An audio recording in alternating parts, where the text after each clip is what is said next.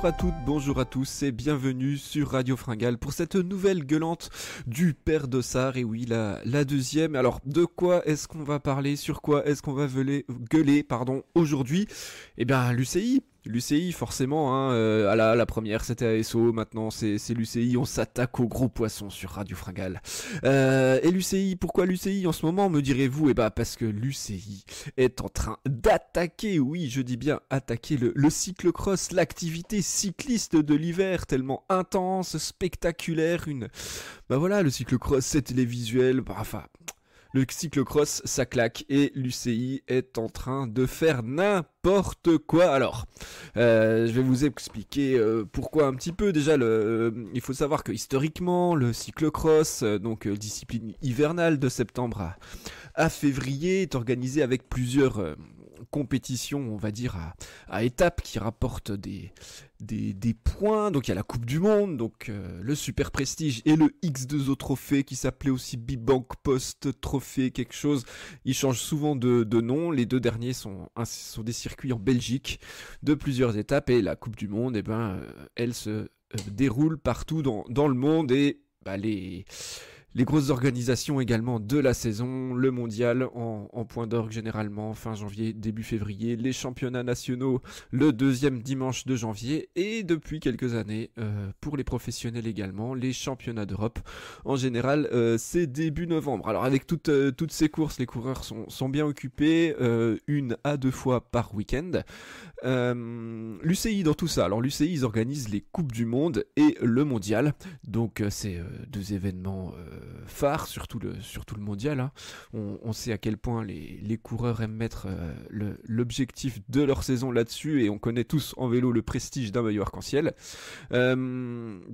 La Coupe du Monde, elle, de son côté, elle a été créée en 93, elle faisait environ 6 manches au début, puis depuis 2004-2005 à peu près, ils sont passés à une dizaine de manches pendant quelques saisons avant de se stabiliser à 9.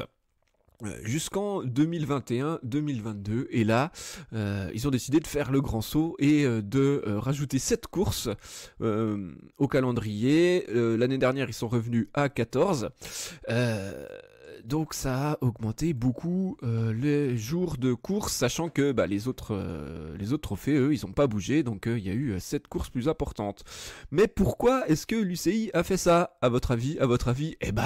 Pour l'argent, bien sûr, parce que forcément, ils allaient vendre plus de droits télé et arriver à essayer de développer leur business, et aussi l'idée était de mondialiser un petit peu le cyclocross qui se déroule effectivement essentiellement en Belgique et un petit peu aux Pays-Bas pour les autres trophées principalement. Et donc là, voilà, la Coupe du Monde a par exemple créé la manche italienne à Val d'Isole qu'on a pu voir il y a peu sous la neige, mais voilà, effectivement cette idée de mondialiser est aussi en lien avec l'argent et avec développer un business. Et faut pas que l'UCI nous fasse croire que c'est seulement pour ouvrir la discipline du cyclocross à tout le monde. Mais en faisant ça, on peut vraiment se poser la question: est-ce que l'UCI a compris le cyclocross?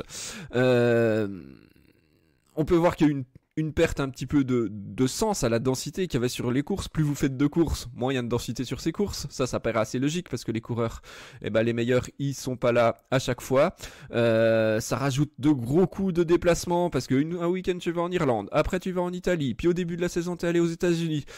Forcément, je sais pas si l'UCI a un petit peu une idée des budgets des équipes de cyclocross, qui pour la plupart ne sont pas professionnelles, elles sont très très peu nombreuses à être professionnelles. Et elles sont où? Elles sont en Belgique, là où la concurrence est la plus forte, là où il y a 80% des meilleurs coureurs de cyclocross, c'est en Belgique. Donc forcément, un déplacement en Italie, ça demande énormément de moyens.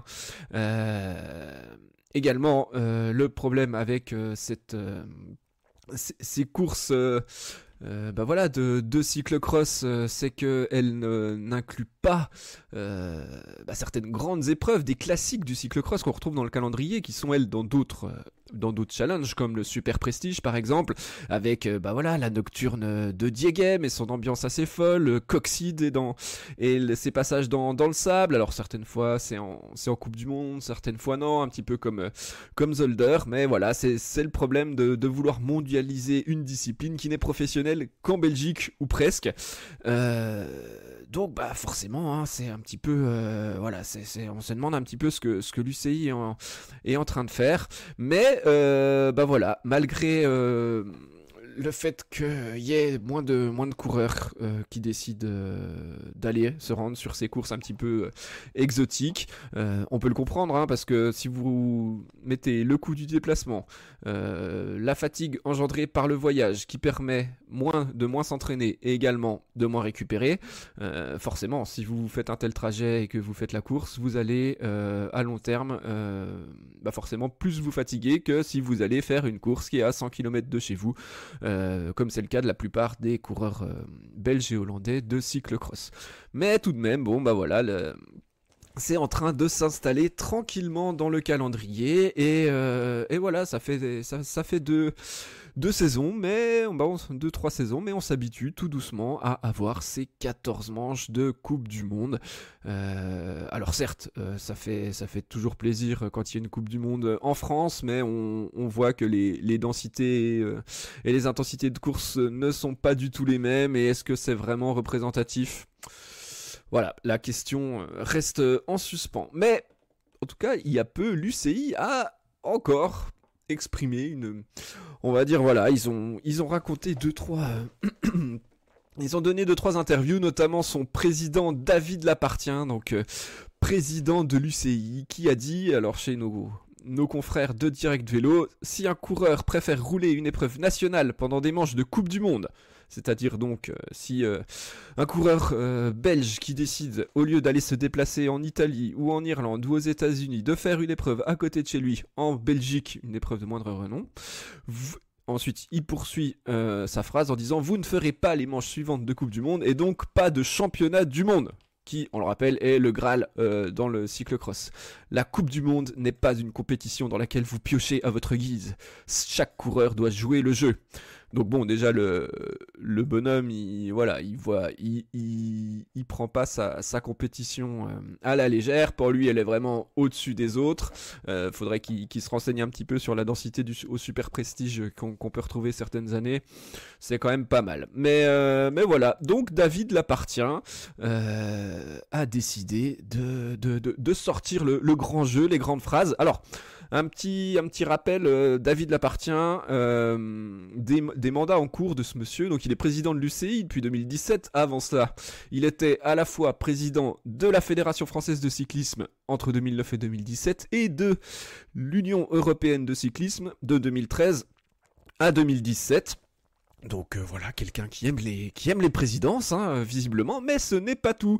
Parce que David Lapartien, c'est avant tout un homme politique et il est président du conseil départemental du Morbihan depuis 2021, il en est même conseiller départemental depuis 2011. Il a été maire de Sarceaux entre 2008 et 2021, donc grosse activité hein, quand même dans ces années 2010. Et depuis juin 2023, Monsieur Lapartien est président du Comité national olympique et sportif français, plus connu sous le nom de CNOSF, depuis juin 2023. Donc bon, on voit que Monsieur Lapartien, il aime bien le pouvoir quand même, et franchement, vu tous les mandats, vu tout le travail que ça représente, avoir le temps de dire des conneries comme ça sur le cyclocross, c'est beau, ouais, moi je trouve que c'est vraiment beau. Alors voilà, il faut se poser la question, imposer 14 épreuves obligatoires aux coureurs de cyclocross pour faire le mondial, quel sens ça a ? Est-ce que Lapartien, il a compris qu'en 2023, les coureurs, ils peuvent pas être tout le temps à leur top, ils ont parfois besoin de repos, même au cours d'une saison, donc vouloir qu'ils courent absolument tous les week-ends, aussi 2 fois par week-end, parce que oui, il y a quand même d'autres challenges qui existent. Les coureurs ont aussi sûrement envie de faire d'autres courses que des courses Coupe du Monde. Les gars, s'ils font ça, ils vont forcément se cramer, et le mondial, ça va être tout pourri. Ou alors, une autre solution, c'est qu'ils prennent le départ des courses pour s'assurer la participation mondiale, mais qu'ils fassent les courses à reculons, ou qu'ils arrêtent après un tour ou 2 tours. D'ailleurs, ce serait marrant, ça, pour un petit peu dénoncer cette politique, si jamais ça se met en place. J'invite tous les coureurs, comme si on pouvait les inviter à faire ça, mais voilà, à faire 2 tours de circuit, puis après à s'arrêter en signe de protestation. Ça peut être une idée, mais en tout cas, je vois pas bien le sens d'imposer tout un calendrier comme ça à des coureurs pour pouvoir participer à la plus prestigieuse des compétitions. D'ailleurs, Thibaut Nice l'a dit dans une interview, parce que c'est lui qui avait été un petit peu critiqué par rapport à ça au début. Il a dit, si je fais pas le mondial, c'est pas grave, mais là j'ai besoin de me reposer et je suis cramé. Donc voilà, on sait pas très bien si l'UCI a compris comment le cyclisme s'organisait en ce moment et comment est-ce que les coureurs couraient actuellement. Mais il y a aussi une autre question là actuelle qui se pose avec le cyclocross, parce que on sait quand même que la popularité du cyclocross, ça tient énormément à Mathieu Van Der Poel, à Wout van Aert, dans une moindre mesure Tom Pidcock. Mais en fait, ces gars-là, ils font plus les saisons de cyclocross à fond. Donc, ils sont majoritairement sur la route. Ils font des bouts de saison en cyclocross. Mais si tu t'empêches ces gars-là de participer au mondial parce qu'ils font pas toutes les manches, ça a quel intérêt en fait? Est-ce que l'UCI a compris que si les gens s'intéressent au cyclocross, c'est beaucoup, beaucoup, beaucoup, beaucoup, et beaucoup grâce à Van Der Poel et à Van Aert. On adore Iserbyt et Van der Haar, mais là on rentre quand même dans des mordus de cyclocross. Si l'objectif c'est de mondialiser la discipline, pourquoi ne pas se servir des grandes stars que sont Van Der Poel et Van Aert pour participer à la course la plus prestigieuse? Là il y a vraiment quelque chose qui m'échappe. On se demande s'il a vu le mondial l'année dernière et ce fabuleux duel entre le Belge et le Néerlandais là. Enfin voilà, c'est vraiment comment ne pas attirer des non-spécialistes de la route vers le cyclocross. Je pense qu'il faut faire ce que l'UCI a envie de faire. Et nul doute que c'est encore différent si les coureurs décident de ne pas participer au mondial, comme vont le faire Van Aert et Pidcock cette année, ou alors de les interdire carrément. Et je pense que là, la discipline prendrait une très très très très très mauvaise tournure. Ce serait vraiment dommage. Voilà, donc on voit que le rythme de course imposé par l'UCI avec la Coupe du Monde, c'est vraiment fait pour prendre le dessus sur les autres challenges aussi, parce que forcément, s'il faut participer à toutes les manches de la Coupe du Monde, qui en plus donne de plus grosses primes que les autres compétitions, et des belles épreuves comme celle du Super Prestige ou du X2O Trophy, qui est d'ailleurs un classement général au temps, c'est assez original en cyclocross, on est en train de tuer les autres challenges, de tuer les autres trophées, et du coup de vouloir faire un seul circuit mondial. Et malheureusement, on voit que certains coureurs, ils ont pas le choix, ils doivent choisir, et pour vouloir remporter un classement général, doivent mettre de côté certaines épreuves. Et on voit par exemple que Van der Haar, il ignore plutôt les manches du Super Prestige depuis le début de la saison. Et c'est bien dommage. Les autres challenges sont vraiment intéressants, c'est une vraie complémentarité qui est menacée là du coup dans la discipline. Et également il faut pas oublier que le cyclocross, s'il est professionnel, s'il est populaire, c'est grâce à la Belgique. Allô l'UCI, c'est grâce à la Belgique, c'est grâce aux Belges, c'est grâce à l'ambiance qu'il y a sur ces épreuves, c'est grâce à la densité de coureurs et c'est grâce à l'argent investi aussi par des partenaires privés belges qui font que il peut y avoir ces grands événements. Et si ça tient pas, j'ai très très peur pour le cyclocross. Et c'est pas forcément en allant organiser des épreuves à droite à gauche dans des pays qui n'ont pas la culture historique du cyclocross que la discipline va se se développer. Donc voilà, je voulais bien évidemment remercier l'UCI de vouloir détruire cette magnifique discipline qui est le cyclocross. Sur ce, pour affronter l'hiver et puis pour pouvoir lutter contre l'UCI, il faut penser à vous alimenter car la fringale guette à n'importe quel moment. Voilà, j'ai été ravi de gueuler pour vous pendant ce quart d'heure. Je vous souhaite un bon hiver, plein de boue, plein de virages, plein de dévers, bref, plein de cyclocross. Faut en profiter, on sait pas ce qui va se passer dans les années à venir. Allez, à bientôt, ciao tout le monde.